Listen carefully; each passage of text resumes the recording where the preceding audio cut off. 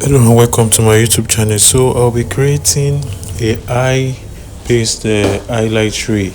How you can do it on VN video editor. So just sit back and watch to the end on how I used the default speed curve to change the speed and make it transit to the next one. So don't forget to subscribe, like, share, and don't forget to turn on your notification bell.